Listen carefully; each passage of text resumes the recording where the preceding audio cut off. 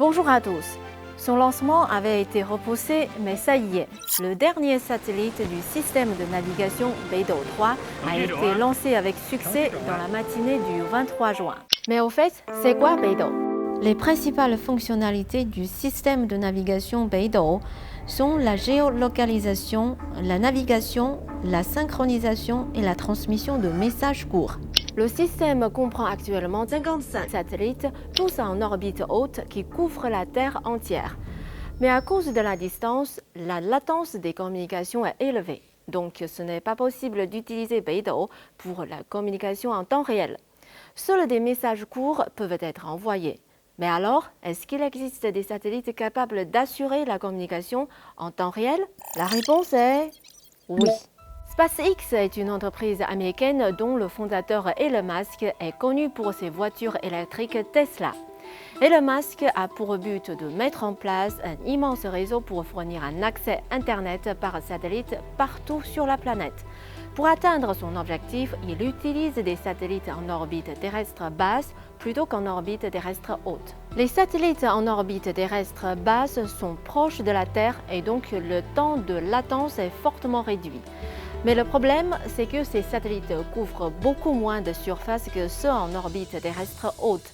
Donc, Elon Musk doit déployer beaucoup de satellites pour atteindre son objectif. En fait, il a déjà soumis un projet de lancement de 42 000 satellites auprès des États-Unis intitulé Starlink. Mais ça correspond à quoi exactement 42 000 satellites? Pour vous faire une idée, depuis que l'homme a commencé ses activités dans l'espace, il a lancé moins de 10 000 objets et un peu plus de 2 000 satellites sont toujours opérationnels. Mais les entreprises comme SpaceX et OneWeb estiment que 50 000 satellites peuvent être lancés en orbite terrestre basse tout en assurant la sécurité du réseau satellite. Imaginons que tous les satellites de SpaceX soient opérationnels, il y aurait alors presque plus de place en orbite terrestre basse et les autres pays n'auraient plus l'opportunité de lancer leurs propres satellites en orbite terrestre basse. Et donc, j'ai pensé à quelque chose d'assez inquiétant. Si dans l'avenir, la communication par satellite se généralise et que les États-Unis décident subitement de ne plus laisser les autres pays utiliser ces satellites ou de les faire payer des frais d'utilisation exorbitants, comment le monde va-t-il faire? La congestion de l'orbite va aussi augmenter le nombre d'accidents. En 2019, un satellite de SpaceX et un satellite français étaient sur la même trajectoire et comme SpaceX a adopté le principe de non-évitement pour préserver ses ressources orbitales, et c'est le satellite français qui a finalement dû céder le passage pour éviter la collision.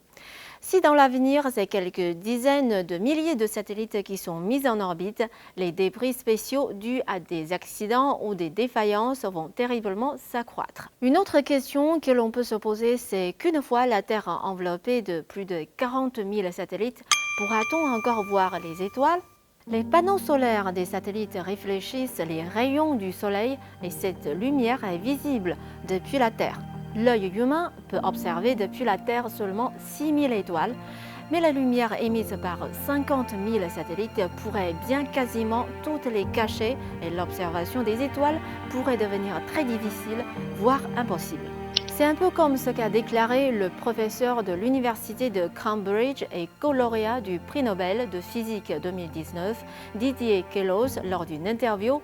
J'aime l'idée d'une couverture Internet mondiale, mais cela a un prix.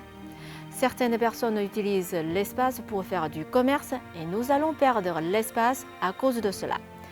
L'astronautique permet à l'humanité d'explorer l'espace et j'espère que nous pourrons trouver un équilibre entre la science et le commerce. J'espère que vous avez aimé l'émission d'aujourd'hui. N'hésitez pas à proposer des thèmes pour les prochaines émissions dans les commentaires.